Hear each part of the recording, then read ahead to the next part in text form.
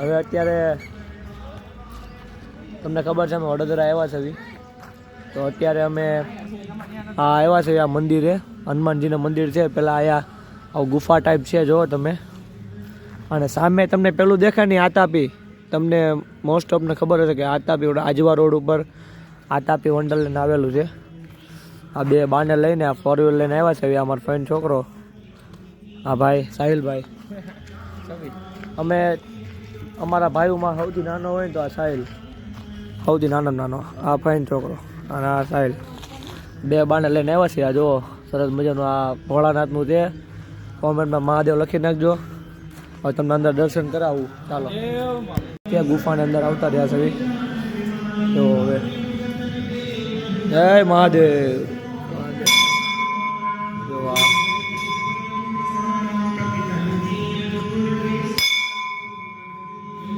મહારાજ છે, તમે દર્શન કરી લો ભોળાનાથના.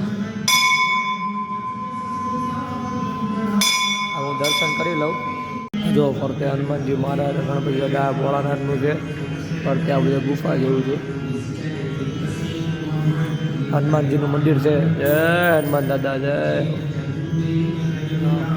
અહીંયા જો રામ સીતા છે, રામ દરબાર છે આખો. જય હો રામ દરબાર. જય. આગળ તમને મોટી હનુમાનજીની મૂર્તિ બતાવું. આવી ગયા છે મૂર્તિની.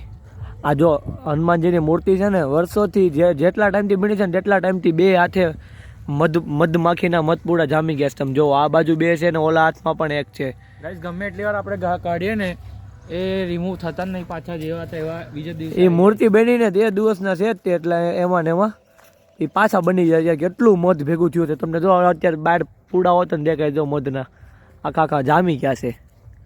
બહુ તમે આમ કેમેરામાં તમને એટલું નહીં દેખાતો, પણ રિયલમાં બહુ ઊંચી પ્રતિમા છે. આમ જુઓ, અમે એક્ઝેક્ટ નીચે ઊભા આમ જુઓ. તો આ વિડીયો તમને ગમ્યો હોય તો લાઈક કરો, શેર કરો અને સબસ્ક્રાઈબ અને ફોલો કરો. બાય. આવી ગયા છે આમ જુઓ હનુમાનજીના પગ પાસે. અહીંથી તમે જુઓ, આ હા હા ઉપર લાગે. હમણાં મેં ઉપર જાઉં અહીંયા ઉપર. આમ જુઓ હનુમાનજીના પગની સાઈઝ જુઓ તમે.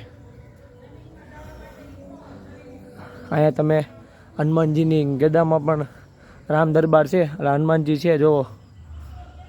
એ હનુમાન દાદા જુઓ આ ગદામાં છે. જો ઉપર, આ હા કેમેરામાં નહીં બહુ ખ્યાલ આવતો હોય, પણ બહુ મોટા છે. તો હવે ઉપર જાવી. સોરી, ઉપર તો જવામાં તાળું છે, આ ગેટ બંધ છે. તો હવે નેક્સ્ટ ટાઈમ આવશું ત્યારે ખુલ્લું હશે ત્યારે વાત. તો આ વિડીયોને અહીંયા એન્ડ કરું છું. બાય.